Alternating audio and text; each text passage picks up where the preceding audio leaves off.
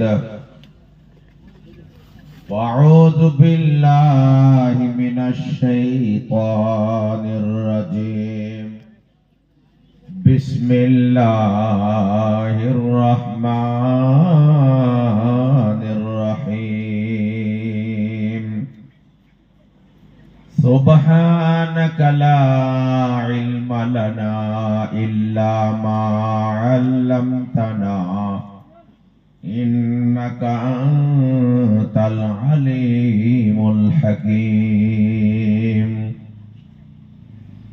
وقال الله تبارك وتعالى في موضع آخر: وبشر الذين آمنوا وعملوا الصالحات أن لهم جنات تجري من تحتها الأنهار كلما رزقوا منها من ثمرة رزقا قالوا هذا الذي رزقنا من قبل وأتوا به متشابها ولهم فيها أزواج مطهرة وهم فيها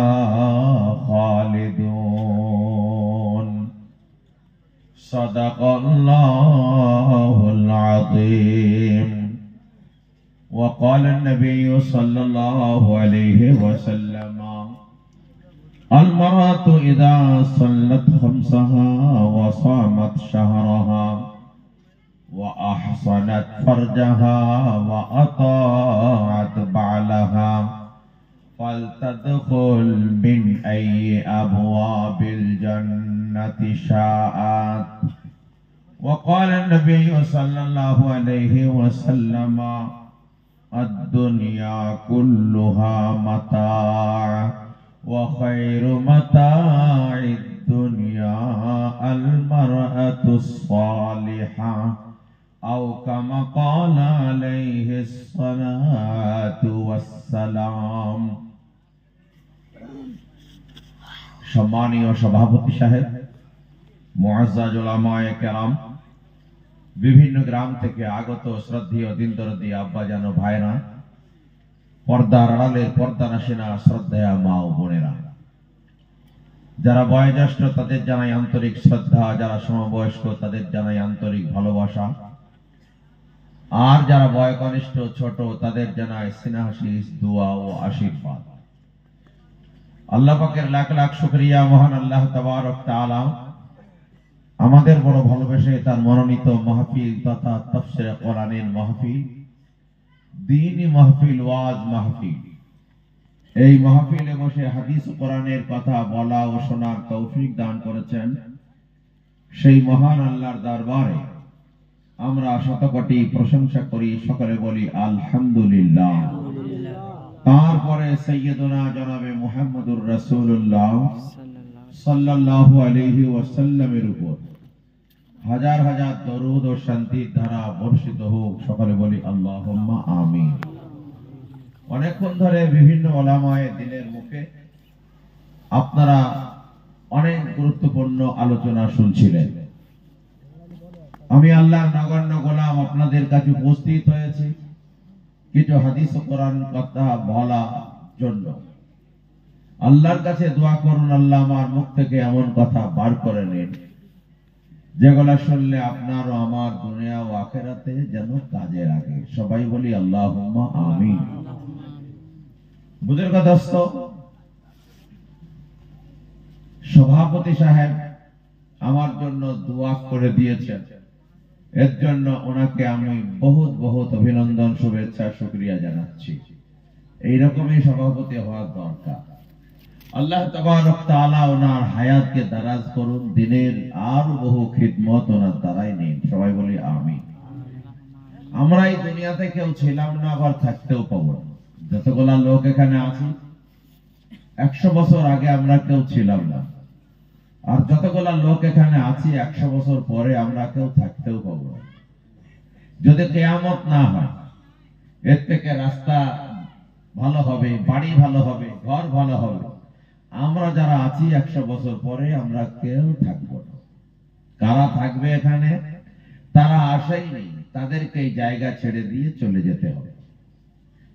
তিরমিজি শরীফের এক হাদিসে আছে, আল্লাহর নবী বলছেন, লা তাদরি ইয়া আবদাল্লাহ মাসমুকা গাদান।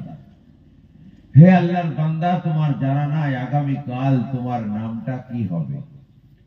আজকে তোমার নাম আব্দুল্লাহ, আব্দুর রহমান, আব্দুর রহিম, আয়েশা, খাদিজা, ফাতিমা। কাল সকালবেলায় তোমার নামটা লাশ হয়ে যেতে পারে। পারে না? পারে না। এক্ষুনি যদি আমরা মারা যাই, কেউ বলবে না আব্দুল করিমকে ঘরে নিয়েছে, বলবে লাশটা বাড়ি নিয়েছে। আমরা দোতলায় থাকি, তিনতলায় থাকি, এসিতে থাকি, মার্বেলে থাকি। এক্ষুনি যদি মারা যায়, আপনাকে আমাকে দোতলা, তিনতলা, এসি, মার্বেল থেকে ট্রেনে বার করে এমন জায়গায় রেখে আসবে যে জায়গায় লোকে দিনের বেলাতে যেতেও ভয় পায়। তার নাম হলো কবরস্থান। এই জন্য কোন বাড়িতে যখন কোন বধূ, কোন বৌমা 10 লাখ টাকার গয়না, 10,000 টাকার শাড়ি পরে ঢোকে, আল্লাহর ফেরেশতা মুচকে মুচকে হাসে আর বলে, জামিলা, এই বাড়িতে খুব জমজমাট করে তুমি ঢুকছো। একদিন এমন হবে তোমার সবগুলা কেড়ে নিয়ে একটা কাফনের প্যাকেটে করে তোমাকে এখান থেকে বার করবে। এর নাম হলো দুনিয়া। কিন্তু এটা আমাদের মনে থাকে। আমরা কেমন জানেন? ওই কসাইখানা ছাগলের মতো। দেখবেন কসাইখানায় 4-5টা ছাগল বাঁধা থাকে।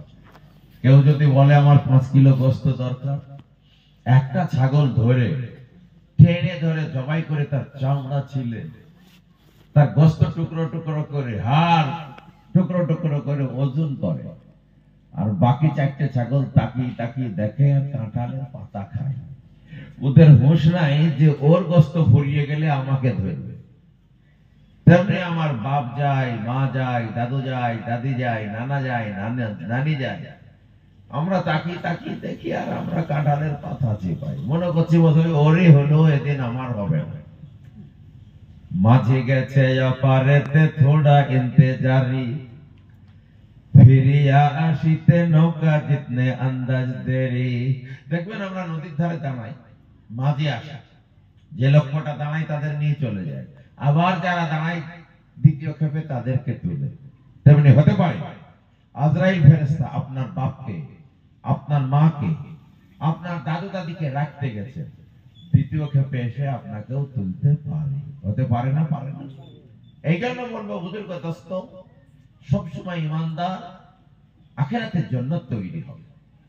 আল্লাহর নবী সাল্লাল্লাহু আলাইহি ওয়াসাল্লাম পবিত্র জবানে বলছেন, ইয়াতবাউল মাইয়িতা সালাসুন, মানুষ মারা গেলে কবর পর্যন্ত 3টে জিনিস যায়। ইয়াতবাউ আহলুহু ওয়া মালুহু ওয়া আমালুহু, কবর পর্যন্ত তার কিছু আত্মীয় স্বজন যায়, প্রতিবেশী গ্রামবাসীরা যায়। 2 নম্বর, তার জন্য কিছু মাল যায়, কোদাল, বালতি, নেড়েন, দাউলি, বদনা, লোটা, খাট, চাদর ইত্যাদি যায়। 3 নম্বর, তার আমল যায়। ফায়ারজু ইসলাম, কবর পর্যন্ত যেয়ে 2টো জিনিস ফেরত আসে। তার যত লোকজন যায় সেগুলাও ফেরত চলে আসে, আর তার মাল যায় সেগুলাও ফেরত চলে আসে। ওয়ায়াবকা আমালু, তার সঙ্গে যেটা থাকে সেটা হলো তার আমল। এই জন্য বলবো বুজুর্গ দোস্ত, আপনার সম্পদ, আপনার টাকা পয়সা, জমি জায়গা, এগুলা কাজে লাগবে মৃত্যু পর্যন্ত। আর আপনার আত্মীয় স্বজন, প্রতিবেশী, গ্রামবাসীরা কাজে লাগবে কবর পর্যন্ত। আর আপনার আমল কাজে লাগবে জান্নাত পর্যন্ত। বলেন সুবহানাল্লাহ। এই জন্য আমরা হাদিস এবং কোরআনের কথা শুনবো এবং সে অনুযায়ী আমল করার চেষ্টা করব। বলেন ইনশাআল্লাহ। হাজার হাজার হাদিসের কথা শুনবেন, কোরআনের কথা শুনবেন, আর যদি আমল না করে আপনার আমার জীবনের পরিবর্তন হবে না। আপনি ডাক্তার বাড়ি যাবেন আর ডাক্তার বাড়ি ওষুধ দেবে, ওষুধ যদি না খান আপনার পরিবর্তন হবে? কিছুতেই হবে। একজন লোক ডাক্তার বাড়ি গেছে, ডাক্তার বাড়ি গিয়ে বলছে, ডাক্তার বাবু আমাকে কিছু ওষুধ দেন তো। বলো কি হয়েছে? বলো আমার খুব ওজন বেড়েছে, মোটা হয়েছে। বলো কত ওজন? বলো 3 মণ ওজন। এমন ওষুধ দেবেন যেন ওজন কমে যায়। আমি হাঁটতে পারি না, ছটফট ছটফট করছি। ডাক্তারবাবু বললো 500 টাকা ফি লাগবে। বলে লাগে, দিতে হবে। 500 টাকা ফি নিয়ে কাছাকাছি প্রেসক্রিপশন করে গেল। প্রেসক্রিপশনটা নিয়ে ওষুধের দোকানে গেল। ওষুধের দোকানে বলছে ডাক্তারবাবু তো তেমন ওষুধ লেখেননি। বলে উনি কি লিখেছেন? বলে উনি লিখেছেন সকালে 1.5 খানা রুটি খাবে, রাতে 1.5 খানা রুটি খাবে, দুপুর বেলায় 1.5 চামচ ভাত খাবে। 3 মাস পরে আবার ভিজিট করবে। বলে 500 টাকা নিয়ে ঘোড়ার ঠ্যাং লিখে দিল, ট্যাবলেট, ক্যাপসুল, সিরাপ কিছু লেখেনি। বলো কিছু না। সকালে 1.5 খানা রুটি, রাতে 1.5 খানা রুটি, দুপুর বেলায় 1.5 চামচ ভাত। ও 3 মাস খেলো। খাবার পরে ওজন হয়ে দেখছে 3 মণ ওজন ছিল, 3.5 মণ ওজন হয়েছে। ডাক্তারবাবুকে যে বললো, ডাক্তারবাবু ওজন কমার কথা, ওজন যে বেড়ে গেল। ডাক্তারবাবু বললেন, নিশ্চয়ই তুমি আমার প্রেসক্রিপশন মানোনি, নিশ্চয়ই গোলমাল করেছো, এই জন্য তোমার এই হাল হয়েছে। বললে হবে? সকালে 1.5 খানা রুটি, রাতে 1.5 খানা রুটি, দুপুর বেলায় 1.5 চামচ ভাত, কোনোদিন বাদ দেইনি। বলে তোর ওজন কেন বাড়লো? কিছু গোলমাল করেছে। সে তখন বলছে, স্যার আপনি জানেন না, আমার পেটটা আসলে বড়, তো সকালে 18 খানা রুটি লাগে, আর রাতে 18 খানা রুটি লাগে, আর দুপুর বেলায় 1.5 কেজি চালের ভাত লাগে। এখন সকালে 18 খানা রুটি খেয়ে ফের আপনার 1.5 খানা খেয়েছি, রাতে 18 খানা খেয়ে ফের আপনার 1.5 খানা খেয়েছি, আর দুপুর বেলায় 1.5 কেজি চালের ভাত খেয়ে ফের আপনার 1.5 চামচ খেয়েছি। আমি তো মনে করছি আমার যা চলে তা চলবে, এটা বাড়তি খেতে হবে। ডাক্তার বলছে, গাধা করেছি কি রে, এটাই কি তোর রোগ সারে? এই তোর মতো বেকুফের চিকিৎসাই করবো না, যা। বলে 3.5 মণ ওজন, হাঁটতে পারিনি, হাসপাস করতে চলি। আর একবার প্রেসক্রিপশন করে দেন, আমি কসম করে বলছি জীবনে আপনার প্রেসক্রিপশনের বাইরে যাব না। বললো আমার ফি 1000 টাকা হয়েছে। বলে লাগে, দিতে হবে। 1000 টাকা নিয়ে প্রেসক্রিপশনের উল্টো পেটে তারিখ দিয়ে কাছাকাছি 3 লাইন লিখে দিয়ে ওষুধের দোকানে গেল। ওষুধের দোকানে বলছে, ডাক্তার বাবু আজ তো তেমন ওষুধ লেখেননি। বলো কি লিখেছেন? বলে উনি লিখেছেন সকালে মাত্র 1টা রুটি খাবে, আগেকার সমস্ত খাবার বাদ, রাতে মাত্র 1টা রুটি খাবে, আনুষঙ্গিক সমস্ত খাবার বাদ, আর দুপুর বেলায় 1 চামচ তরকারি, 1 চামচ ভাত, আনুষঙ্গিক সমস্ত খাবার বাদ। 3 মাস পরে দেখা করতে বলেছে। 3 মাস খেলো। খাওয়ার পরে ওজন হয়ে দেখছে 3.5 মণ ওজন ছিল, এবার 4 মণ হয়েছে। ডাক্তারবাবুর কাছে বললো, ডাক্তারবাবু ফের যে ওজন বেড়ে গেল। বলে নিশ্চয়ই তো আমার প্রেসক্রিপশনকে ফলো করিস, প্রেসক্রিপশন মানিস নি। বলে বললে হবে? কসম করে বলছি সকালে 1টা ছাড়া রুটি খাই নাই, রাতে 1টা ছাড়া রুটি খাই নাই, দুপুর বেলায় 1 চামচ ছাড়া কিচ্ছু খাই নাই, 1 চামচ ভাত খেয়েছি। বলে তোর ওজন কেন বাড়লো? কিছু গোলমাল করেছি। সত্যি কথা। সে তখন বলছে, ডাক্তারবাবু আপনি তো জানেন, আগেই বলেছি আমার পেটটা একটু বড়, ওকে তো ভরাইতে হবে। সকালবেলায় 1টাই রুটি খেয়েছি, রুটি একটু বড় ছিল। ওর কত বড়? বলে সকালে যে রুটি খেতাম 2 কেজি আটা দিয়ে 1টা রুটি তৈরি করে খেতাম। বলে ওরে বাবা, এই রাতে বলে ওটাও 2 কেজি আটা দিয়ে 1টা রুটি তৈরি করে খেতাম, আর দুপুর বেলায় 2 কেজি চালের ভাত রান্না করে 1 চামচ খেয়েছি, চামচটা বড় ছিল। যদি রোগীর এই হাল হয়, রোগ সারবে না বাড়বে? বাড়বে। তাই বক্তা চক্তা আলেম ওলামা সব আপনাদেরকে এসে প্রেসক্রিপশন করে দিয়ে চলে যাবে। আর আপনারা যদি আপনাদের ইচ্ছা মতো আগের মতো চলেন, তাহলে আপনাদের ঈমান আমলের রোগ সারবে না, বাড়বে।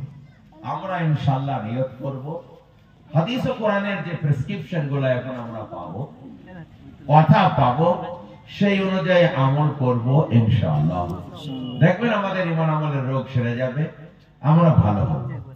এই জন্য যদি আপনারা না মানেন, তাহলে ডাক্তারদের ফিস নেওয়া হবে, মৌলভী সাহেবদের এই ফিস নেওয়াটাই হবে, আর আপনারা যে তিমিরে ছিলেন সেই তিমিরেই থাকবে, আপনাদের কোনো পরিবর্তন হবে না। আল্লাহর নবী দুনিয়া থেকে এত দূরে থাকতেন। হযরত আব্দুল্লাহ ইবনে মাসউদ রাদিয়াল্লাহু তাআলা আনহু বলেন, নামা রাসূলুল্লাহ সাল্লাল্লাহু আলাইহি ওয়াসাল্লাম আলা হাসিরিন, আল্লাহর নবী খেজুরের বিছানায় শুয়ে পড়েছেন, লেপ নাই, তোশক নাই, গদি নাই। ফাকামা, আল্লাহর নবী যখন খেজুরের বিছানা ছেড়ে উঠলেন, ওয়াকাদ আসতারা ফি জাসাদি, আল্লাহর নবীর নরম শরীরে খাজুরের বিছানার দাগ হয়ে গেল। সাহাবারা বললেন, লা ওয়াত্তাখাযনা লাকা বিতাআন ইয়া রাসূলুল্লাহ, ওগো আল্লাহর নবী, আপনার জন্য যদি একটা তোশক বানিয়ে দিই, একটা গদি বেড়ে দিই, আপনি তাতে আরাম করবেন। আল্লাহর নবী বললেন, মালি ওয়া মালি দুনিয়া, আমার এত দুনিয়ার সুখের কিসের প্রয়োজন বলো? যদি কোনো ব্যক্তি রাস্তা চলতে চলতে ক্লান্তি দূর করার জন্য গাছতলার ছায়াতে দাঁড়ায়, কাউকে গাছতলাতে গদি আর তোশক পাড়তে দেখো কি? সাহাবারা বললেন, তা তো দেখে নাই।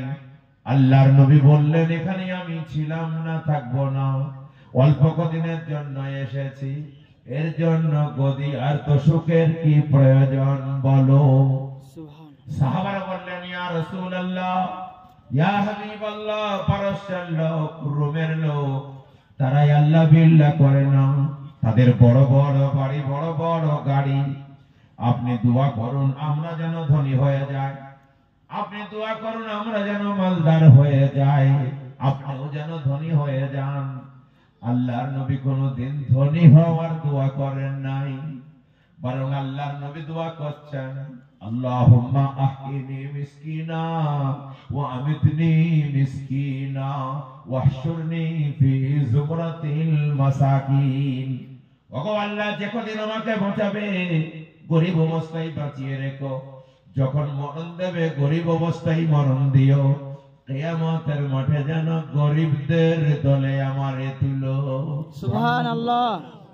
এ দোয়া করতে পারবেন? আপনার বাবার ক্ষমতা না, ভুলে যদি একবার বলেন আল্লাহ গরিব করো, পরে বলবেন আল্লাহ ওটা ভুলে বলেছি যেন ওটা ধরো না, কেন আমরা কেউ গরিব হতে চাই না। হযরত আয়েশা বললেন, লিমাযা ইয়া রাসূলুল্লাহ, ওগো আল্লাহর নবী, আপনি এত খতরনাক দোয়া করেন কেন? আল্লাহর নবী বললেন, আয়েশা রে, তুমি জানো না, ইয়াদখুলুনাল জান্নাতা ফুকারাউল মুহাজিরিনা ক্বাবলা আগনিয়াইহিম বি500 সানা। আল্লাহর নবী বললেন, আয়েশা রে, জানো না, গরিব মিসকিনরা ধনীদের 500 বছর আগে জান্নাতে যাবে। সুবহানাল্লাহ।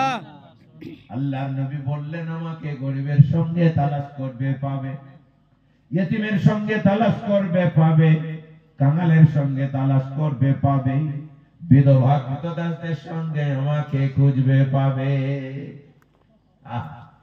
আবু জাহাল একদিন বলছে, বাবা মুহাম্মদ, তোমার ওয়াজ একদিন শুনতাম, তুমি যে কি বলতে চাও মানা যায় কিনা ভেবে দেখো। তোমার নসিহত একদিন শুনতাম, কিন্তু তোমার সাথে যারা বসে ওদের সাথে আমার বসা মানাই না। ওই যে বিলাল, ওই যে খাব্বাব, আম্মার, যায়েদ, ফকির, কাঙাল, কৃতদাস, গোলাম, এই সব ছোট লোকদের নিয়ে তোমার কারবার, ওদের দুদিন আসতে মনে করে দাও, তোমার সাথে বসে দেখো, তোমার ওয়াজ দুদিন শুনবো, মানা যায় কিনা ভেবে দেখবো, কিন্তু এই ছোট লোকরা থাকলে ওদের সাথে আমরা বসবো না। আল্লাহর নবী মনে মনে করেছেন, বিলাল তো আমারই লোক, খাব্বাব তো আমার লোক, যায়েদ আমার লোক, এদের না হয় দুদিন আসতে মানা করে দিই, আবু জাহালের সঙ্গে বৈঠকটা সেরে নি। আবু জাহাল ঈমান আনলে মক্কার সবাই ঈমান আনবে, মজাই হবে। এখন আল্লাহর নবী মানা করেন নাই, কেবল মনে মনে নিয়ত করেছেন। আল্লাহ তাআলা নবীজিকে হুঁশিয়ারি দিচ্ছেন, ওয়ালা তাতরুদিল্লাযিনা ইয়াদউনা রাব্বাহুম বিল গাদাতি ওয়ালা আশিয়্যি ইউরিদুনা ওয়াজহা। ওগো আমার প্রিয় নবী, যারা সকাল সন্ধ্যায় আল্লাহ বিল্লাহ করে, আমাকে ডাকা হাঁকা করে, আমার রিজামন্দি চাই, আমার ইয়াতীম, ফকির, কাঙাল, গরিব, কৃতদাস বান্দারা, আবু জাহালের জন্য খবরদার তুমি কাছ থেকে হটাবে না। সুবহানাল্লাহ। কিসের আবু জাহাল? তার জন্য গরিবদের তুমি কাছ থেকে সরাবে। আল্লাহ বললেন, ওয়াসবির মা'আল্লাযীনা ইয়াদউনা রাব্বাহুম বিল গাদাতি ওয়াল আশিয়্যি ইউরিদুনা ওয়াজহা। তাদের নিয়ে তুমি সকাল সন্ধ্যায় থাকো, যারা সকাল সন্ধ্যায় আল্লাহ বিল্লাহ করে, আমার রিজামন্দি চাই। ওয়ালা তা'দু আইনাকা আনহুম তুরিদু যিনাতাল হায়াতাদ দুনিয়া। তোমার রহমতের নিগাহ খবরদার তাদের কাছ থেকে হটায়ো না, দুনিয়ার জিন্দেগিকে প্রাধান্য দিও না। এই জন্য আল্লাহ কারো রূপ দেখেন না। ইন্নাল্লাহা লা ইয়ানজুরু ইলা সুওয়ারিকুম ওয়া আমওয়ালিকুম, নিশ্চয় আল্লাহ কারো রূপ দেখেন না, আর নিশ্চয় আল্লাহ তাআলা কারো ধন দেখেন না। ওয়ালাকিন ইয়ানজুরু ইলা কুলুবিকুম ওয়া আমালিকুম, বরং আল্লাহ মানুষের অন্তর দেখেন, আমল দেখেন। কার অন্তর ভালো, কার আমল ভালো, সে তো আল্লাহর কাছে ভালো। এই জন্য বলবো আমরা আমাদের আমল তৈরি করব, বলেন ইনশাআল্লাহ। ইনশাআল্লাহ। আল্লাহর নবী সাল্লাল্লাহু আলাইহি ওয়াসাল্লাম পবিত্র জবানে বলতেন, আদ-দুনিয়া দারুল মাল্লা দারালা ওয়া লাহু মালুন মাল্লা মালালা। দুনিয়া তার ঘর, আখিরাতে যার ঘর নাই। দুনিয়া তার মাল, আখিরাতে যার মাল নাই। ওয়া লাহু ইয়াজমাউ মাল্লা ইয়াকলালা, আর দুনিয়া সেই করে আসলে যার আকল নাই, যার বুদ্ধি নাই। চাপা পাগল, নিরেট বেবুজ পাগল, তারাই তো দিন ছেড়ে শুধু দুনিয়া করে। ওয়ালাহু ইয়াজমাউ মাল্লা ইয়াকলালা, দুনিয়া সেই করে আসলে যার আকল নাই। একটা উদাহরণ শুনেন। একজন লোক ভূমি চষতে গেছে। দুনিয়ার যে পাগল কাকে বলে দেখে, নাঙ্গল দিতে গেছে। নাঙ্গল দিতে যে এই জমি চষতে এই জমির ঢেলার সাথে 5 কেজি ওজনের একটা সোনার ঢেলা পেয়েছে। গরিব মানুষ যদি 5 কেজি ওজনের সোনার ঢেলা পায়, তার মাথায় ঠিক থাকে। ও গরু নাঙ্গল সব চাট মেরে মাঠে ছেড়ে দিয়ে 5 কেজি ওজনের সোনার ঢেলাটা বগলে করে নিয়ে যাচ্ছে। আর মনে করছে 8 কেজি বিক্রি করবো, আর কলকাতায় একটা ফ্ল্যাট কিনবো, 8 কেজি বিক্রি করবো, আর একটা গ্রামে 5 তলা বাড়ি করবো, আর 8 কেজি বিক্রি করে একদম 100 বিঘে সম্পত্তি কিনবো, আর উপরতলায় বাস করবো। লোকে চাল ডাল দিয়ে আসবে, ঠ্যাং নড়াবো, আর আমি আর আমার বেবি বাচ্চা সব খাবো, নিচে আর নামবই না। এই সব টেনশন করতে করতে আসছে। সোনাতে লেগেছিল কাদা, নদী বয়ে যাচ্ছে মাঠ দিয়ে, মনে করছে সোনাটা ধুয়ে চকচকি করে নিয়ে যায়। যেমন নদীতে ধোয়ার জন্য নেমেছে, পিছল জেনে হাত ফসকে পড়ে গেছে, আর তো পেল না। ও এত টেনশনে পড়ে গেছে, পাগল হয়ে গেছে। ও তখন বলছে, ধোয়া থেকে না ধোয়াই ভালো ছিল। ও সিকিউরিটি পড়েছে, ধোয়া থেকে না ধোয়াই ভালো ছিল, ধোয়া থেকে না ধোয়াই ভালো ছিল। এই করতে করতে বাড়ি যাচ্ছে। লোকে বলছে, জামাল তোর গরু কয়, নাঙ্গল কয়? বলে ধোয়া থেকে না ধোয়াই ভালো ছিল। মা বলছে, বাবা তুই ভালো মানুষ, মাঠে গেলে আর গরু নাঙ্গল নিয়ে কি বলছিস? বলে ধোয়া থেকে না ধোয়াই ভালো ছিল। আরে বাবা তোর গরু কয়, নাঙ্গল কয়, হাল কয়? বলে ধোয়া থেকে না ধোয়াই ভালো ছিল। বিবি বলছে, এখন করিমের বাপ তোমার কি হলো, আমাকেও বলবা না? বলে ধোয়া থেকে না ধোয়াই ভালো ছিল। একটা ডাক্তার ডেকে এনেছে। ডাক্তার হাত ধরে বলছে, পেটে লাগছে? ধোয়া থেকে না ধোয়াই ভালো ছিল। মাথা যন্ত্রণা করছে? ধোয়া থেকে না ধোয়াই ভালো ছিল। এ বাবা ভয় লাগেনি তো? বলে ধোয়া থেকে না ধোয়াই ভালো ছিল। আল্লাহ, একটু পাগল হয়ে গেছে, মাথা খারাপ হয়েছে।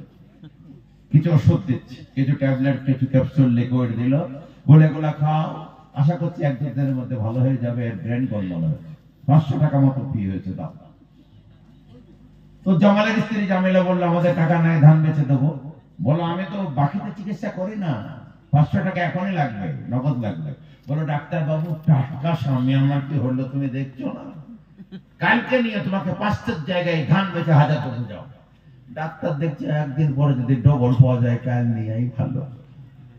এ ট্যাবলেট খাই আর বলে ধোয়া থেকে না ধোয়াই ভালো ছিল, ক্যাপসুল খাই আর বলে ধোয়া থেকে না ধোয়াই ভালো ছিল, জোর করে সিরাপ খাই দিলি, খেয়েই বলে ধোয়া থেকে না ধোয়াই ভালো ছিল।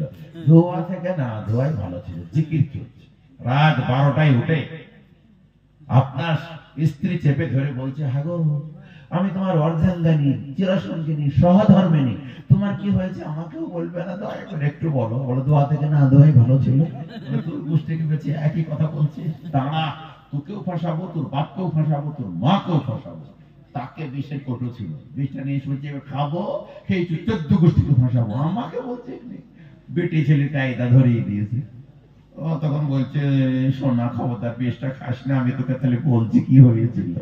আল্লাহ, এত করে মুখটা খুলেছে। কি হয়েছিল বলো? বলে, আর বলিনি জামিলা, 5 কেজি ওজনের একটা সোনা ঢেলা বুড়ি পেয়েছিলাম, কোথায় রাখলে আমাকে দাও। বলো, শোন, আমি মনে করলাম 5 তলায় তোকে নিয়ে বাড়ি করবো, তারপর কলকাতায় বাস করবো। কেন যে জামিলা ওই সোনা নদীতে ধুইতে গেলাম, কপাল পোড়া। আর সঙ্গে সঙ্গে হাত ফসকে পড়ে গেল, আর তো পেলাম না। জামিলা তখন বলছে কথা শোনা থেকে না শোনাই ভালো ছিল। ওর আমার এ বলছে ধোয়া থেকে না ধোয়াই ভালো ছিল, ও বলছে শোনা থেকে না শোনাই ভালো ছিল। লোকে বলছে জামিলা তুই কি হলো? ওরে কথা শোনা থেকে না শোনাই ভালো ছিল, এ কথা শোনা থেকে না শোনাই ভালো ছিল। আর ও বলছে ধোয়া থেকে না ধোয়াই ভালো ছিল। দুইজনা দুই দিকে চালাচ্ছে। লোকে বলছে আরে একজনের রোগ দুজনাকে হয়ে গেল যে। হাজার হাজার লোক সকালবেলায় দেখছে ওদের দুইজনের দিকে। সকালবেলায় টাকা নিতে এসছে ডাক্তার, ডবল পাবে। ডাক্তার বলছে জামাল কেমন আছো? বলে ধোয়া থেকে না ধোয়াই ভালো ছিল। এই জামিলা ধান বিক্রি করে ডবল দেওয়ার কথা ছিল, টাকা দাও। বলে কথা শোনা থেকে না শোনাই ভালো ছিল। ডাক্তার তখন বলছে ও আল্লাহ, ধারে থেকে নগদ নেওয়াই ভালো ছিল, বাকি থেকে নগদ নেওয়াই ভালো ছিল। ওরা পারফেক্ট, বাকি থেকে নগদ নেওয়াই ভালো ছিল, বাকি থেকে নগদ নেওয়াই ভালো ছিল। তিনজনাই তিন দিকে চালাচ্ছে। এর নাম হলো দুনিয়া। আল্লাহর নবী সাল্লাল্লাহু আলাইহি ওয়াসাল্লাম পবিত্র জবানে বলেন আদ-দুনিয়া দারুন মান লা দারালা, দুনিয়া তার ঘর, আখিরাতে যার ঘর নাই। ওয়ালাহু মালুন মান লা মালালা, আর দুনিয়া তার মাল, আখিরাতে যার মাল নাই। ওয়ালাহু ইয়াজমাউ মান লা ইয়াকলালা, আর দুনিয়া দুনিয়া সেই করে আসলে যার আকল নাই। আল্লাহ বলেন কামা বাদানা, আল্লাহর নবী আল্লাহ তাআলা কোরআনে বলছেন কামা বাদানা আউয়ালা খালকিন নুইদু ওয়াদান আলাইনা ইন্না কুন্না ফাইলিন। যেমন তোমাদের নামটা করে পাঠিয়েছি, একা কেনে পাঠিয়েছি, বিনা খতনায় পাঠিয়েছি, ওইভাবে নামটা করে একা কেনে কিয়ামতের মাঠে আমি তোমাদের তুলবো। যেমন গেছো তেমনি আসবে, কিছু নিয়ে যাও নিয়ে আসতে পারবে না। কামা বাদানা আউয়ালা খালকিন নুইদু, যেমন প্রথমে সৃষ্টি করেছি ওইভাবে তোমাদের কিয়ামতের মাঠে তুলবো। ওয়াদান আলাইনা ইন্না কুন্না ফাইলিন, এটাই আমার চরম সিদ্ধান্ত। আমি যাহা বলছি তাহা ঘটবে, এর বাইরে কিছু হবে না। হযরত আয়েশা বললেন ইয়া রাসূলুল্লাহ, ইয়া হাবিবাল্লাহ, আপনি আবার কেমন বলছেন? বাপ থাকবে, চাচা থাকবে, দাদু থাকবে, দাদি থাকবে, নানা নানি থাকবে, সকলের সামনে আমরা কি করে ন্যাংটা করে দাঁড়াবো বলুন? ন্যাংটা হয়ে দাঁড়াবো বলুন? কি লজ্জার কারণ হবে। আল্লাহর নবী বললেন আয়েশা রে, দিনটা বড় কঠিন হবে, কিয়ামতের দিনটা বড় জটিল হবে। তুমি বলো এই পৃথিবী থেকে 13 লক্ষ গুণ দূরে, 13 লক্ষ মাইল দূরে পৃথিবী থেকে সূর্য আছে।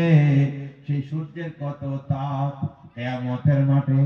সেই সূর্য যখন 1 মাইল কাছে চলে আসবে, সবাই নিজেকে ঠেকাবে না কারোর দিকে তাকাবে বলো?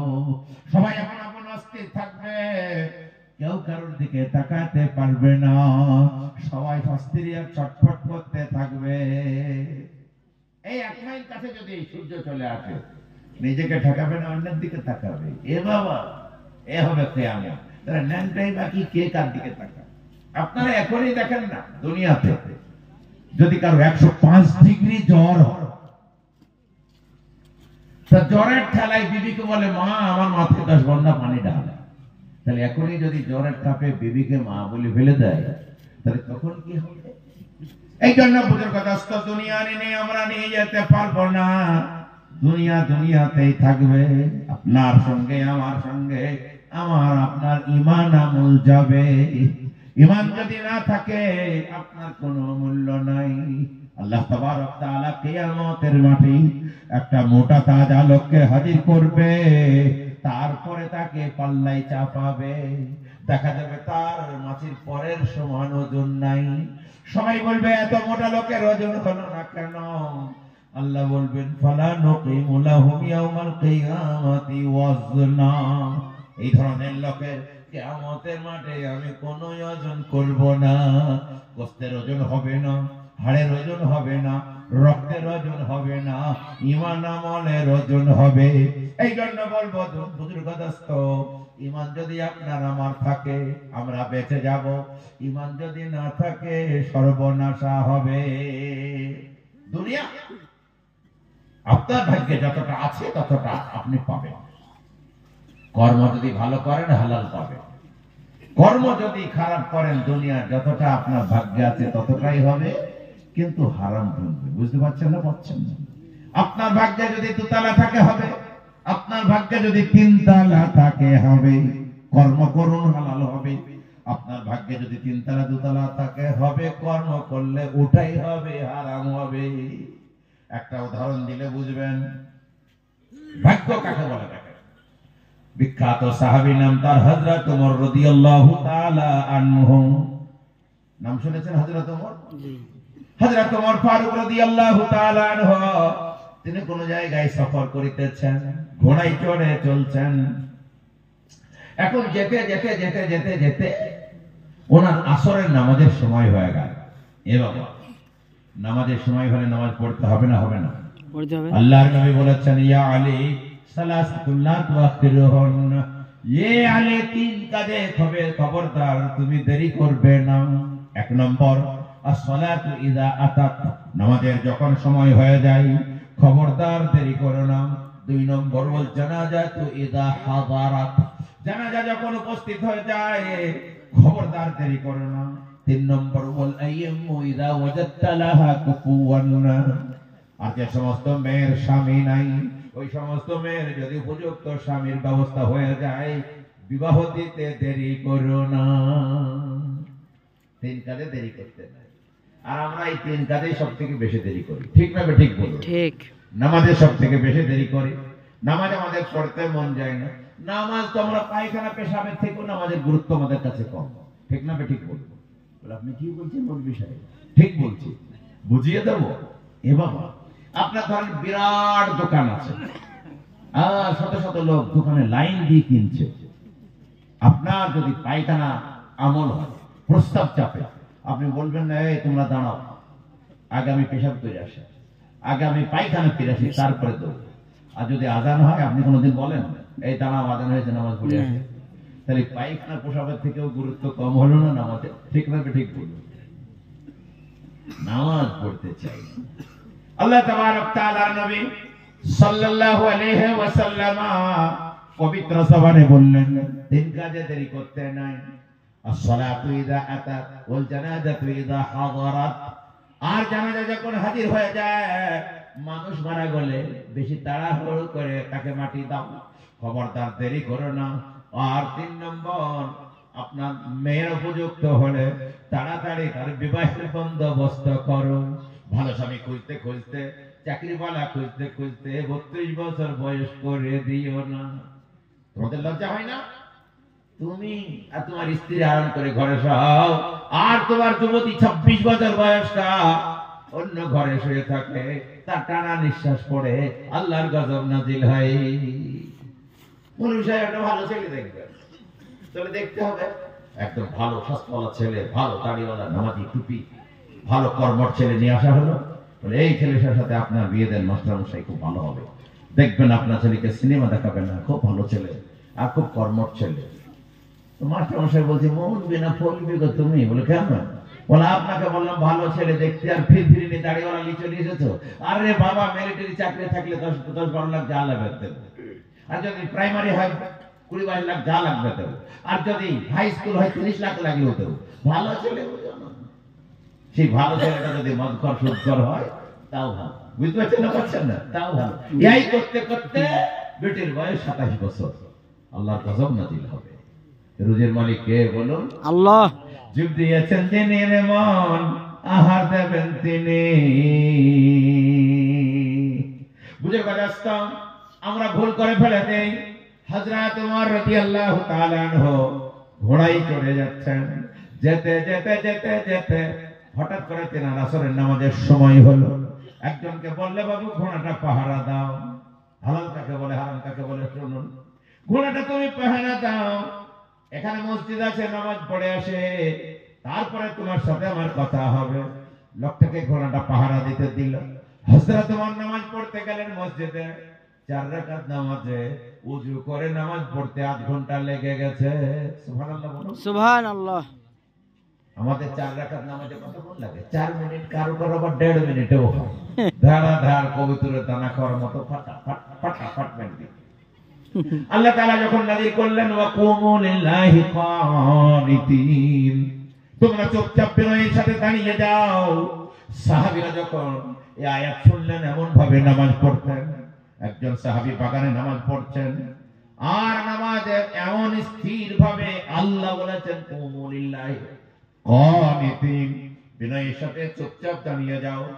এমন ভাবে চুপচাপ দাঁড়িয়ে আছেন, এক কাঁধে একটা পাখি, এক কাঁধে একটা পাখি, মাথায় একটা পাখি, তবু হেলা নাই দুলা নাই।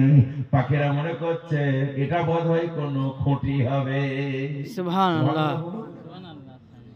এক জিহাদে গেছেন আল্লাহর নবী, অনেক রাত হয়ে গেছে, চলতে চলতে নবীজি বললেন কিছুক্ষণ আরাম করতে হবে। দুজনকে দায়িত্ব দিচ্ছে, তোমরা নিগরানি করো, 2 ঘন্টা করে 4 ঘন্টা নিগরানি।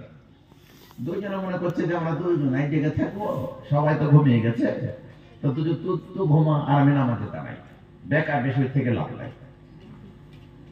নামাজে দাঁড়িয়েছে আর নামাজ যেমন শুরু হয়েছে, সবাই ঘুমিয়ে গেছে, সাথীরা যেমন নামাজে দাঁড়িয়েছে, দুশমন কাফেররা দূরে থেকে তীর মারতে লেগেছে। একটা একটা করে 70টা তীর তার গায়ে লেগে গেছে। 2 রাকাত নামাজ 8 ঘন্টা ধরে পড়েছে। তারপরে সালাম ফিরিয়ে সাথীকে ডাকছে, উঠো উঠো, কাছে দুশমন আছে। সাথী ওঠার পরে দেখছে তার গায়ে 70টা তীর। বড় ভাই কি অবস্থা, গোটা রক্ত তোর গায়ে ঝরছে, 70টা তীর লেগে। বড় ভাই দুশমনরা মেরেছে। বলো যখন প্রথম তীর মারলো তো কেন আমাকে তুললানি, বল আমাকে ওঠাওনি কেন, জাগাওনি কেন, বলো। সাহাবী কি বলছে জানেন? বলছে ভাই কেবলমাত্র সূরা ফাতিহার পরে সূরা কাহাফটা ধরেছি, আর সূরা কাহাফটা হলো 1 পারা লম্বা। সূরা কাহাফটা পড়তে এত মিষ্টি লাগছিল নামাজে, ওই সূরা কাহাফের মিষ্টির ঠেলায় কখন কখন 70টা তীর লেগেছে আমি বুঝতেই পারি। সুবহানাল্লাহ। এ ছিল নামাজ। আর আমাদের গায়ে ভয়ে মশা বসে না, ও মশাও জানে নামাজে আমাকে নামাজের মধ্যেই মার্ডার করতে হবে, এরকম আছে না? নাই, এই নামাজ হবে না বাবা। আল্লাহ তাবারক তাআলার পেয়ারা বান্দা, আল্লাহ বলেছেন কুমু লিল্লাহি কানিতিন, তোমরা চুপচাপ নামাজের মধ্যে বিনয়ের সাথে খাড়া হয়ে যাবে, নড়াচড়া হেলাধুলা করবে না। আর আমরা শুধু পাছা চুলকাই, গা চুলকাই, আর যত রকমের অশান্তি নামাজের মধ্যে চলে আসে। সব চুপচাপ দাঁড়িয়ে যাবেন। আল্লাহ তাবারক তাআলার নবীর সাহাবী হযরত ওমর রাদিয়াল্লাহু তাআলা আনহু 4 রাকাত নামাজে 8 ঘন্টা লাগিয়ে দিয়েছেন। এখন যাকে পাহারা দিতে দিয়েছিল ঘোড়া, ও ছিল একটু চোর মতো, ও দেখছে এই সুযোগ, ও ঘোড়াটা নিয়ে পালানোর চেষ্টা করেছে, চুরি করা। ঘোড়া খুব প্রভুভক্ত হয়, যেতে চাই নাই। হযরত ওমরের ঘোড়ার লাগাম আর জিন খুলে নিয়ে পালিয়ে গেছে। বলে না সরের কোপ নিলাম। হযরত ওমর নামাজ পড়ে এসে দেখছে ঘোড়া দাঁড়িয়ে, পাহারাদারও নাই, লাগাম জিনও নাই। এ বেকায়দা, কি করে বিনা লাগামে ঘোড়ায় চড়বো? আশেপাশে কোন দোকানে ঘোড়ার লাগাম পাওয়া যায় কিনা খুঁজলেন, দেখলেন একটা দোকানে সব লাগাম আছে, উনার লাগামটাও আছে। চোর বেচে দিয়ে পালিয়েছে। হযরত ওমর বললে বাবুরে এই লাগামগুলোর দাম কত? বলো 5 দিরহাম। বলে পুরাতনটার দাম কত? বলে হুজুর আপনাকে কেনা দামে দেব 3 দিরহাম, এক্ষুনি কিনলাম। হযরত ওমর বললেন এইরকম একটা লোক বেঁচে গেল না? বলে হ্যাঁ। হযরত ওমর বললেন আল্লাহর কসম করে বলছি, ওকে যখন আমি ঘোড়াটা পাহারা দিতে দিয়ে যায় তখন নিয়ত করেছিলাম ও যদি আমার ঘোড়া পাহারা দেয় পারিশ্রমিক হিসাবে 3 দিরহাম দেব। বেচারা 3ই পেয়েছে, কর্ম খারাপের জন্য হারাম পেয়েছে। একটু ধৈর্য ধরলে 3ই পেতো, হালাল পেয়ে যেত। সুবহানাল্লাহ, সুবহানাল্লাহ। বুঝাইতে পারলাম না? এই জন্য আপনি কর্মটা ভালো করবেন। সুদের রাস্তা, মদের রাস্তা, ব্যভিচারের রাস্তা, মেরে নেওয়ার রাস্তা দরকার নাই। আপনার ভাগ্যে যদি 10 লাখ থাকে আসবে, কর্ম ভালো করেন, হালাল আসবে। কর্ম খারাপ করলে তাহাই ঢুকবে, হারাম ঢুকবে। সুবহানাল্লাহ। এই জন্য সুদের রাস্তা চলার চেষ্টা করব, বলেন ইনশাআল্লাহ। ইনশাআল্লাহ। একে বলে তাকদীর। আর একটা তাকদীরের কথা বলে আমি আয়াত পড়েছি, তাফসীর করব। মুসা আলাইহিস সালাতু ওয়াস সালাম আল্লাহর সঙ্গে দেখা করতে যাচ্ছে। হযরত মুসা আল্লাহ তাবারক তাআলার সঙ্গে মাঝে মাঝে কথা বলতেন, দেখা হয়নি। 1,24,000 পয়গম্বরের মধ্যে কেবলমাত্র বিশ্ব নবীর আল্লাহর সঙ্গে দিদার হয়েছে, আর কারোর হয়নি। হযরত মূসা একবার দেখতে চেয়েছিলেন। আল্লাহ তাআলা কোরআনে বলছেন, ফালাম্মা জাআ মূসা লিমিকাতিনা ওয়া কাল্লামাহু রাব্বুহু ক্বালা রাব্বি আরিনি আনজুর ইলাইক। হযরত মূসা নির্দিষ্ট সময় এসে আল্লাহর দরবারে বললেন, রব্বি আরিনি আনজুর ইলাইক, ও আল্লাহ তুমি একবার দেখা দাও, আমি তোমাকে দেখতে চাই। আল্লাহ বললেন, ক্বালা লান তারানি, আমাকে দেখার সাধ্য তোমার নাই, দুনিয়াতে এই চোখে আমাকে তোমরা দেখতে পারবে না। লা তুদরিকুল আবসার ওয়া হুয়া ইউদরিকুল আবসার ওয়া হুয়াল লাতীফুল খাবীর। তোমাদের চক্ষু আমারে বরদাস্ত করতে পারে না, আমি সকালে বরদাস্ত করতে পারি, আমাকে তোমরা দেখতে চেয়েও না। আপনারা ভাববেন, ও বাবা, যারা তো ইবাদত করলাম তাকে কি একবার দেখবো না? অবশ্যই দেখবেন। কবে দেখবেন? যারা না দেখে ইবাদত করে, আল্লাহকে না দেখে মানে, জান্নাতে আদানি আল্লাহ তাদের সঙ্গে মোলাকাত করবেন, দিদার করবেন। সাহাবারা বললেন, ইয়া রাসূলুল্লাহ, ইয়া হাবিবাল্লাহ, জান্নাতে আদানি যখন আল্লাহ আমাদের দেখা করবেন, তখন তো কত লোক এসেছে, কত লোক আছে, কত লোক আসবে, সবারই সামনে আল্লাহ যদি দেখা করতে লাগে, ভিড়ে বোধহয় কেউ ঠ্যাং ভাঙবে, আর কেউ কোমর ভাঙবে, মাজা ভাঙবে, সবাই সুযোগ পাবে না। আল্লাহর নবী বললেন, ইন্নাকুম সাতারাউনা রাব্বাকুম কামা তারাউনাল কমারা ফি লাইলাতিল বদর লা তুযাম্মুনা বি, যেমন পূর্ণিমার রাত্রিতে আকাশের চাঁদ দেখতে কারো কোনো কষ্ট হয় না, সবাই আল্লাহকে একসাথে দেখবে, কারো কোনো কষ্ট হবে না। সুবহানাল্লাহ, সুবহানাল্লাহ, সুবহানাল্লাহ। তবে এখন না দেখে মানতে হবে। অনেকে বলে, মৌলভী সাহেব, না দেখি কি মানা যায়? যা দেখা যায় না তা মানা যায়। অনেক জিনিস আমরা না দেখে মানি না। এই যে তারের, প্লাস্টিকের তারের ভিতরে কারেন্ট আছে, মমতা আছে, এর আমরা দেখতে পাচ্ছি মরণ, ওখানে বোমও নাই, গুলিও নাই, বিষও নাই, কিন্তু খবর আছে তো হাত দিলি পটক তুলবি। আমরা কেউ হাত দেই? যদি বলেন না আমি মানিনি, মরণ দেখা যাচ্ছে না, হাত দেবো, কেমন ফোটানি আসেন দেখছি, প্লাস্টিক খুলে দেবো, হাত দেন, মানে। এই যে মানুষের শরীরে সুগার আছে, কারো 150, কারো 200, কারো 500, 700, সুগার মানে চিনি। চিনিকে দেখা যায়? ডাক্তার বলেছে মেনে নিতে হবে। কেউ বলেছে, বাবা আমার শরীরে 850 চিনি আছে, সুগার আছে, তোদেরকে 50 গ্রাম বের করে দিচ্ছি, চা করে খাওয়া যায়, কিন্তু আছে, মানতে হয়। সুগার আছে, পাসপোর্ট আছে, লোহ আছে, মানতে হয়। তেমনি আল্লাহ তাবারক তাআলা আছেন, অনুভব করা যায়, দুনিয়া চোখে তাহা দেখা যাবে না। এক পিসাব এক মস্তান দিয়ে বলছে, হুজুর আল্লাহ আছে, আমরা মানবো না, না দেখানো পর্যন্ত। দেখাবেন কি? তো বলে, হ্যাঁ দেখাবো। সবাইকে দেখানো যাবে না, তোদের গায়ের যে মডেল আছে তাকে পাঠা। হাজার হাজার লোক পীর সাহেবের খানকায় চলে গেছে, সব দাঁড়িয়ে আছে। পীর সাহেব যদি আল্লাহ কাজ দেখাতে না পারে, ওর গোষ্ঠী বেচাবো, পীর গিরি করে বুঝাবো, বলে আমি দেখাবো, যা। এইবার তারপরে সবাই জানিয়ে গেছে, মডেল ঢুকে পড়েছে গ্রামের নেতা। বলে, শোনো, আমার এই ঝুপড়িতে যাই নামাজ দেখছো তো? বলে, হ্যাঁ। বলে, এখানে আমি আল্লাহকে দেখি, ভালো করে তাকাও তো দেখতে পাবে। বিশ্বাস কিন্তু মিথ্যা কথা কয় নাই। কেন? আল্লাহ তাবারক তাআলা বলেছেন, আনতাবুদাল্লাহ কাআন্নাকা তারাহু ফাইন লাম তাকুন তারাহু ফাইন্নাহু ইয়ারাকা। আল্লাহর ইবাদত এমন ভাবে করো যেন তাকে দেখছো, আর যদি দেখতে না পাও, এটা তুমি মনে করো তোমাকে আল্লাহ দেখছে। এখানে দেখো, ও যে কিছু দেখতে পাচ্ছেন। পীর সাহেব বলছে, বাবা তোকে একটা কথা বলতে ভুলে গেছি। বলো কি? বাবা, সবাই আল্লাহকে দেখতে পায়, কিন্তু যদি বাপের গোলমাল থাকে সে কিন্তু দেখতে পাবে না। তো তোর মাকে শুধু আইগা, তোর বাপের আবার গোলমাল নাই তো, মরণ করেছে ফেরে। এই আল্লাহ, যদি এইবার বলি আমি দেখিনি, তাই বলবে নিশ্চয়ই বাপের গোলমাল আছে। মা অন্য জায়গা থেকে ধার করেছে, বলছে তাহলে চশমা লাগাই, চশমা লাগিয়ে বলছে, হ্যাঁ দেখিয়েছি। বুঝেছে তো? বাবা, যারা বলবে দেখবো দুনিয়াতে, তাদের বাপের গোলমাল আছে।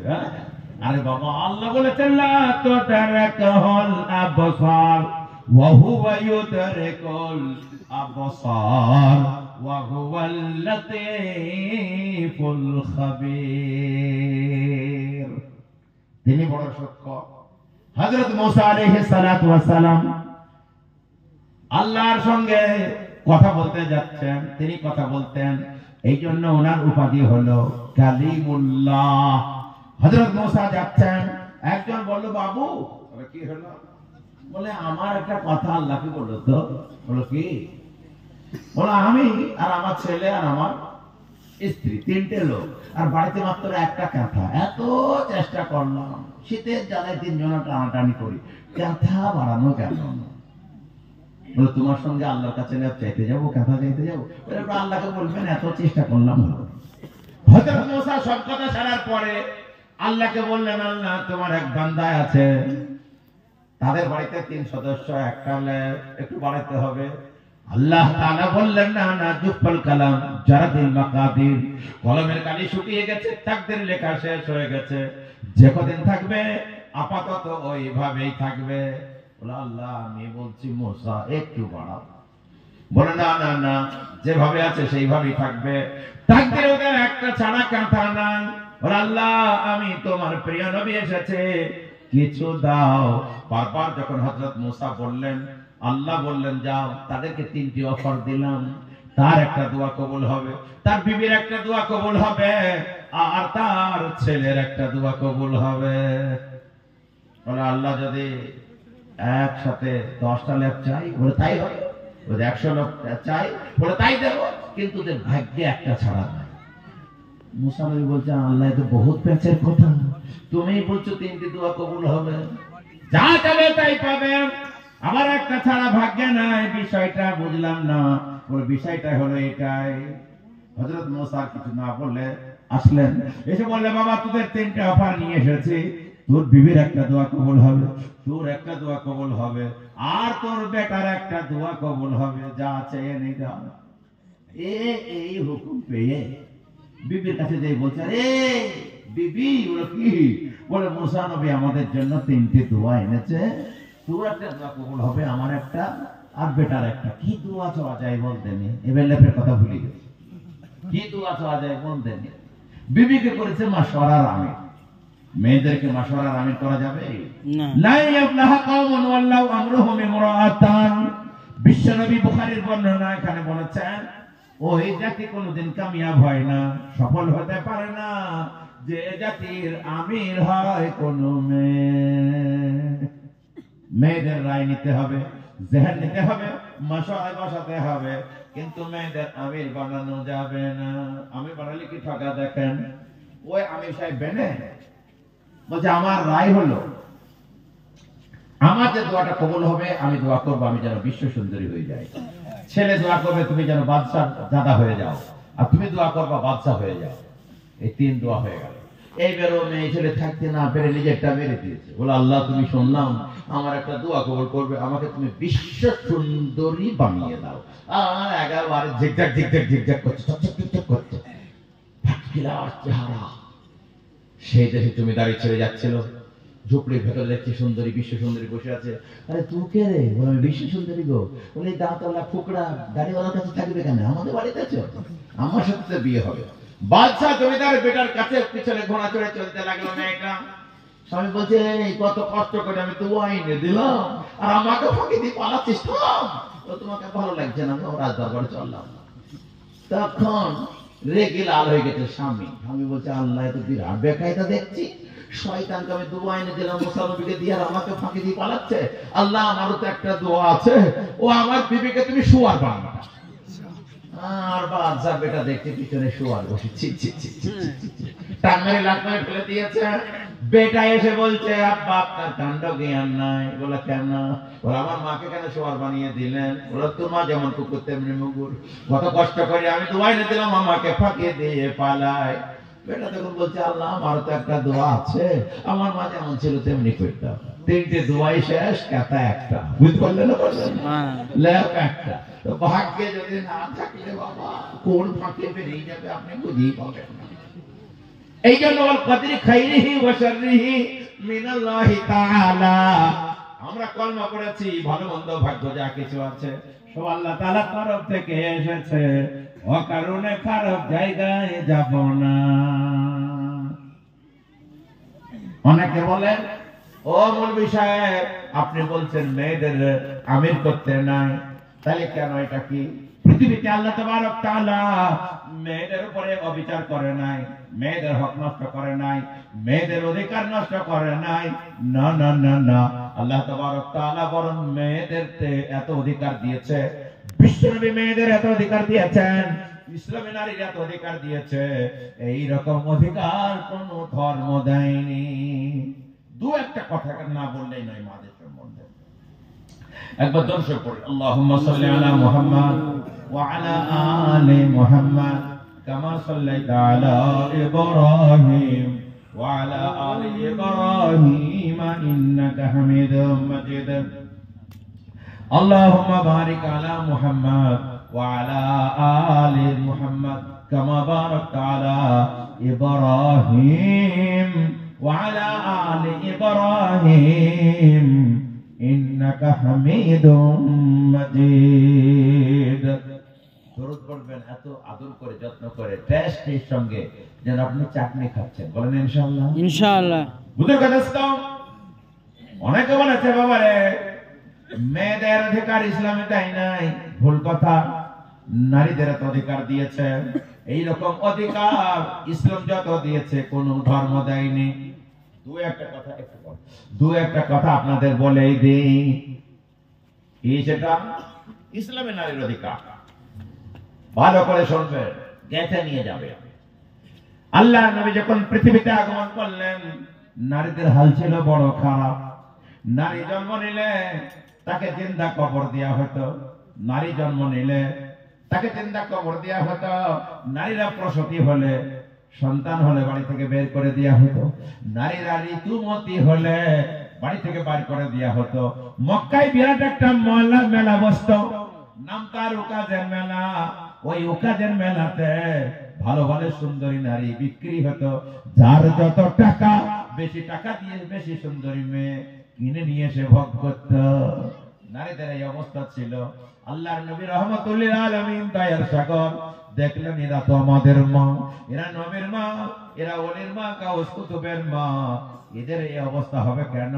আল্লাহর নবী নারীদের তুলে টানলেন, টেনে ধরলেন, আর বললেন মান আলা জারিয়াতাইন আনা ওয়া হুয়া ফিল জান্নাতি কাহাতাইন। যদি কোনো ব্যক্তি দুটো মেয়েকে লালন পালন করে বিবাহ দিয়ে দিতে পারে, আমি আর সে জান্নাতে এই রকম পাশাপাশি থাকবো। সুবহানাল্লাহ। আমার আল্লাহর নবী বললেন, মান কানাত লাহু সালাসু আখওয়াতিন আও সালাসু বানাতিন, যদি কোনো ব্যক্তির তিনখানা মেয়ে হয় কিংবা তিনখানা বোন থাকে, ফাহসানা তাদিবাহুন্না, তাদের যদি ভালো লেখাপড়া শেখায়, ফাআদাবাহুন্না, তাদের শিষ্টাচার শিক্ষা দেয়, ভালো করে আদব কায়দা শিক্ষা দেয়, আর তাদেরকে আদব কায়দা শিক্ষা দিয়ে বিবাহ দিয়ে দিতে পারে, উন্নালাহু হিজাবাম মিনান নার, এই মেয়ে বাপকে আর মেয়ে ভাইকে জাহান্নামে যেতে দেবে না। সুবহানাল্লাহ। সুবহানাল্লাহ। মেয়েদের অধিকার ইসলাম দিল না? দিল না? আল্লাহ তাবারক তাআলার নবী সাল্লাল্লাহু আলাইহি ওয়াসাল্লাম বললেন, মেয়েদের কষ্ট দিও না। যার বাড়িতে মেয়ে আসে তার বাড়িতে আল্লাহর রহমত আসে। মেয়ে মানে রহমত। সুবহানাল্লাহ। আল্লাহর নবীর চারখানা মেয়ে ছিলেন, রুকাইয়া, জয়নব, কুলসুম, ফাতিমা। মেয়েদের বড় আদর করতেন। তিনখানা ছেলে ছিলেন, আব্দুল্লাহ, কাসিম, ইব্রাহিম। এরা ছোটবেলায় মারা গেছিলেন, 16 মাস 17 মাস বয়সে ইন্তেকাল করেছিলেন। আর 4 মেয়ে বেঁচে ছিলেন। আল্লাহর নবী মেয়েদের আদর করতেন, যত্ন করতেন, পিয়ার করতেন। নবীজি বলতেন, হুব্বিবা ইলাইয়া সালাসুন, আমার কাছে 3টি জিনিস বড় প্রিয়। 1 নম্বর আমার কাছে খুশবু প্রিয়, 2 নম্বর মেয়েরা প্রিয়, 3 নম্বর সালাতু কুররাতু আইনি, নামাজ আমার চোখের ঠান্ডা, নামাজ আমার কাছে বড় প্রিয়। সুবহানাল্লাহ। সুবহানাল্লাহ। তাহলে 3টে জিনিস নবীদের কাছে প্রিয়, তার মধ্যে অন্যতম হলো মেয়েরা। মেয়েদের দাম আছে না নাই? আল্লাহর নবী মেয়েদের আদর যত্ন করতেন। আবু জাহাল একদিন বলছে, রে মুহাম্মদের জন্য ভাবিস নি রে। বলো কেন? ওর মোহাম্মদ নিবংশ, ওর দুনিয়াতে নাম লিয়ার লোক থাকবে না। বলো কেন? বলো কদিন পরে ওর সবই মেয়ে লোকের বাড়িতে চলে যাবে, ছেলে নাই। ছেলে না থাকলে ওর নাম লিয়ার দুনিয়াতে লোক থাকবে। কদিন পরে মেয়েরা লোকের বাড়ি চলে যাবে, আর চলে গেছে মুহাম্মদের ছেলে নাই নিবংশ, ওর নাম লিয়ার লোক থাকবে না। ওর জন্য ভাবিস নি। আল্লাহর নবী বাশার মানুষ হিসাবে একটুখানি মনে ব্যথা হলো, হাই হাই হাই আবু জাহেল এমন কষ্ট দেয়। আল্লাহ তাআলা ছোট্ট সূরা নাযিল করে নবীজিকে আপনার খুশি করে দিলেন।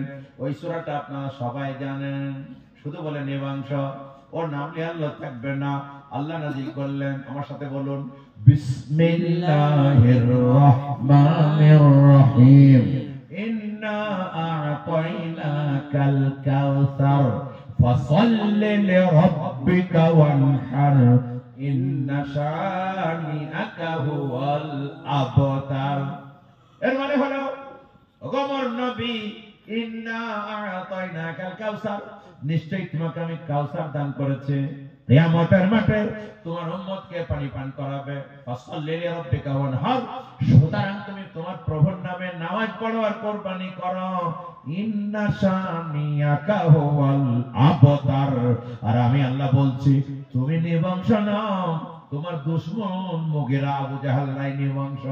তোমার নাম দুনিয়াতে কম কম করে বাজবে, আর তোমার দুশমনদের নাম লিয়ার লোক থাকবে না। সুবহানাল্লাহ বলুন। সুবহানাল্লাহ।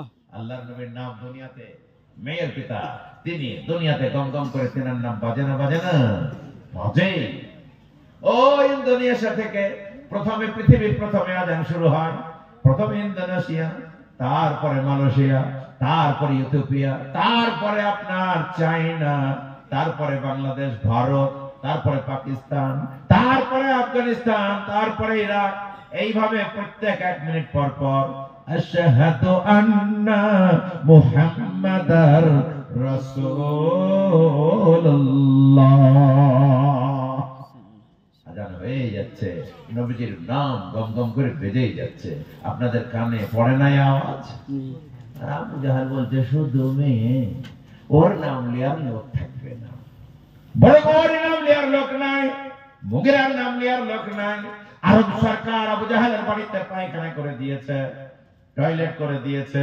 পৃথিবীর লোক যায় আর আবু জাহেলের বাড়িতে হেগে দিয়ে পালিয়ে আসে। যার হাগা থাকে না সে একটু মুতেও দেয়, খেয়ে নাও, কেউ তার নাম নেয় না। মেয়ের পিতা ওর নিবংশ।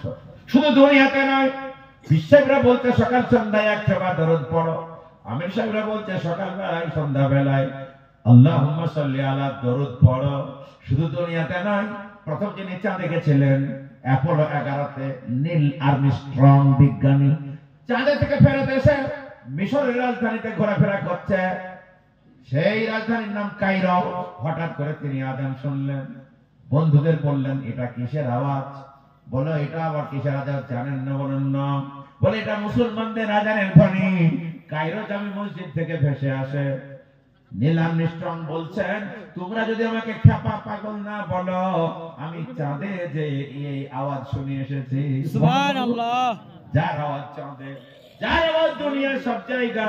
আশহাদু আন্না মুহাম্মাদার রাসূলুল্লাহ। আর আবু জাহেল বলছে ওর নাম লিয়ার লোক থাকবে না। এই জন্য মেয়েদের দাম আছে না নাই? এই জন্য মেয়েদের আদর করবেন, যত্ন করবেন, পিয়ার করবেন। খবরদার মেয়েদের আসলে, বাড়িতে মেয়ে আসলে খারাপ ভাববেন না। বাইরে থেকে যখন আসবেন, যদি লজেন্স আনেন, মিষ্টি আনেন, রসগোল্লা আনেন, আপনি প্রথমে ছেলে মেয়ে উভয় থাকলে মেয়ের হাতে আগে দেবেন। যদি ছেলের হাতে আগে দেন, আর মেয়ে যদি মনে মনে করে আব্বাকে আমি ইনকাম করে খাওয়াতে পারবো না বলে আমাকে আগে দিল না, ভাইকে দিল, এমন কথা মনে মনে যদি আপনার মেয়ে বলে ফেলে, আল্লাহর আরশ নারাজ হবে। সুবহানাল্লাহ বলুন। সুবহানাল্লাহ। মেয়েদের আদর করুন, মেয়েদের নামে আল্লাহ তাবারক তাআলা অনেক কিছু বলেছেন।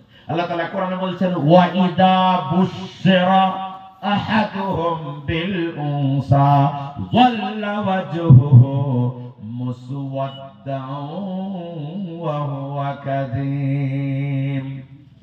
যখন তোমার সুসংবাদ দেওয়া হলো তোমার বাড়িতে কন্যা জন্ম নিয়েছে, কেন তুমি মন বেজার করলে বলো, মুখটা কালো করলে কেন বলো?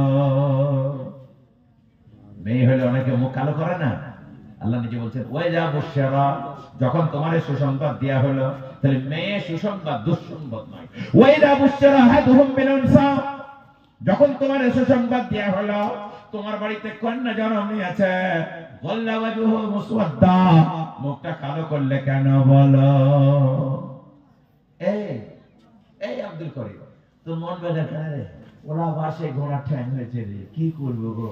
আর ঘোড়ার ঠ্যাং কি রে? ওরা বাসে ঘোড়ার ঠ্যাং হয়েছে, কি করবো গো? মুখ দেখাবো কি করে গো? অফিসে বলবো কি করে গো? মানে মেয়ে হয়েছে। আর যদি গরুর বছর হয়, মন খারাপ কেন? রেডি হয়েছে গো। পরের বেলায় পরের বছরে বলছি এই খুশি কেন রে? ওই যে আলহামদুলিল্লাহ আজ একটা বকন হয়েছে গরুর। তাহলে গরুর বেলাতে বকনে খুশি আর নিজের বেলাতে এড়িতে খুশি। আল্লাহ বলে না, তোকে পিটাইতে হয়। আল্লাহ যাই দেবেন তাতেই খুশি। আল্লাহ বলেন ওয়াইদা বুশরা আহাদুহুম বিল উনসা, যখন তোমার সুসংবাদ দেওয়া হয় তোমার বাড়িতে কন্যা জন্ম নিয়েছে, কেন বেজার হও? ইয়াতাওয়ারা মিনাল কওমি মা বুশরা বিহি আয়ুমসিকুহুনিন আম আয়ুমসিকুহুনিন আলা হুনিন আম ইয়াদুসুহু ফিত তুরাব আয়ুমসিকুহু আলা হুনিন আম ইয়াদুসুহু ফিত তুরাব আলা সাআ মা ইয়াহকুমুন। লুকিয়ে লুকিয়ে বেড়ায় আর মনে মনে করে ইউমসিকুহু আলা হুনিন, একে গলা টিপে মারব, আমি ইয়াদুসুহু ফিত তুরাব, না মাটিতে পুঁতবো। আল্লাহ বলছেন আলা, সাবধান, তোমার ফয়সালাটা কতই না জঘন্যতম ফয়সালা বলো। এই মহাশব্দের গ্রাম সবাই জানে আলে মানে কি। আলা এটাকে বলা হয় হুরুফে তামবি, সাবধান। আল্লাহ বলছেন এমন কথা মুখ দিয়ে বাইর করবে না, মেয়ে হয়েছে বলে সাবধান। এটা আপনাদেরকে যদি আপনাদের ভাষায় বললে তাহলে বুঝতে পারবেন। আপনাদের গ্রামে দেখবেন ট্রান্সফরমার আছে, ওই ট্রান্সফরমার, কারেন্টের ট্রান্সফরমার, দেখবেন ট্রান্সফরমার একটা কাগজ লেখা থাকে, বোর্ড। যারা বাংলা পড়তে পারে তাদের জন্য লেখা থাকে বিপদ, যারা ইংরেজি পড়তে পারে তাদের জন্য লেখা থাকে ডেঞ্জার, যারা হিন্দি পড়তে পারে তাদের জন্য লেখা থাকে খাতরা, আর যারা একদম চাষা কিছুই পড়তে পারে না তাদের জন্য তার নিচে এইরকম একটা হাড় বেরোনো, দাঁত বেরোনো ফটো। কিছু বুঝতে না পারে সেখানে উঠলে তো ডিউটি হয়ে যাবে সাবধান। একে বলা হয় আলা। একে কি বলা হয়? আলা। আলা, সাবধান। আল্লাহ তাবারক ওয়া তাআলা বলছেন আলা সাআ মা ইয়াকুমুন, কথা না তোমার জঘন্যতম কথা বলো, হেন কথা খবরদার বলিও না। এই জন্য মেয়ে হয়েছে বলে বেজার হবেন না, মেয়েদের দাম আছে, মেয়েদের মূল্য আছে। আল্লাহ তাবারক ওয়া তাআলা মেয়েদের নামে পবিত্র কোরআন নাজিল করেছে। সূরা নিসা 1.5 পারা লম্বা সূরা। সূরাতুর রিজাল পুরুষের নামে কোন সূরা নাই, 114 খানা সূরা। কোন জায়গায় সূরাতুর রিজাল পুরুষের নামে কোন সূরা নাই, কিন্তু সূরাতুন নিসা মেয়েদের নামে সূরা আছে। মেয়েদের কত আদর করে বলো। আপনারা বলবেন মোর বিষয়ে আপনাকে একটা কথা বলি, এত মেয়েদের হক বলছেন, তা জমিতে কেন আল্লাহ হক মেরে দিল? নাউজুবিল্লাহ। কিরকম? ওরা ছেলেদের ডবল মেয়েদের খারাপ এমন কেন করলো বলো? আসলে আমরা বুঝতে পারি না। মেয়েদের তো জমি দরকার নাই, মেয়েদের কিসের জমি লাগবে? আপনারা এখনই শুনলেন, ছোটবেলায় বাপকে বলছেন আল্লাহ যদি তুমি দুটো মেয়ে লালন পালন করে বিবাহ দিতে পারো, নবী বলছেন আমার সাথে তুমি জান্নাতি। ছোট্টবেলাতে মেয়েদের দায়িত্ব দেওয়া হলো বাপকে। বিবাহ যখন করবে মেয়েরা স্বামীকে ডাক দিয়ে বলতে, স্বামী বলকে বলে তুমি যদি বিবাহ করতে চাও খরপোশ লাগবে, নান্ন নক্কা লাগবে, কাপড় চোপড় লাগবে, পানি লাগবে, খাদ্য লাগবে, তারপরে তার নিরাপত্তা লাগবে, সবকিছু তোমাকে দিতে হবে। বিবির কোনো জিম্মাদারি নাই তোমার, তুমি বিবাহ করবে। বুড়ি হয়ে গেলে মেয়েরা আল্লাহ পিতাকে ডাক দিয়ে বলছেন বিশ্বনবী বললেন, ইন্নাল জান্নাতা তাহতা আকদামি উম্মাহাতিকুম, তোমার মায়ের পায়ের তলায় তোমার জান্নাত। সুতরাং তুমি যে জায়গায় শোবে তার থেকে ভালো জায়গায় তোমার মাকে শোয়াও, তুমি যা খাবে তার থেকে ভালো খাবার তোমার মাকে খাও, তুমি যা পড়বে তার থেকে ভালো কাপড় তোমার মাকে দাও, তোমার মা যেন কষ্ট না পায়।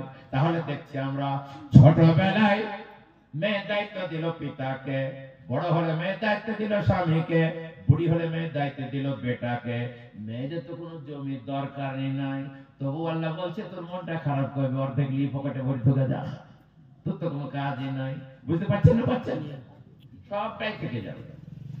আমরা আসলে ইসলামকে বুঝি না, এই জন্য বলি ইসলামে নারীর হক তাই নাই। আল্লাহ তাবারক তাআলা মেয়েদের নামে সূরা নাযিল করলেন, সূরাতুন নিসা। মেয়েদের বিধি বিধান সেখানে বিস্তারিত বয়ান করলেন। আল্লাহ তাবারক তাআলা একটা আয়াত বয়ান করেছেন, তার একটু তরজমা করে যে ওখানে চলে যাব। ওয়াল্লাতি তাখাফুনা নুশুজাহুন্না ফাইযুহুন্না ওয়াহজুরুহুন্না ফিল মাযাজি'i ওয়াদরিবুহুন্না ফাইন আতা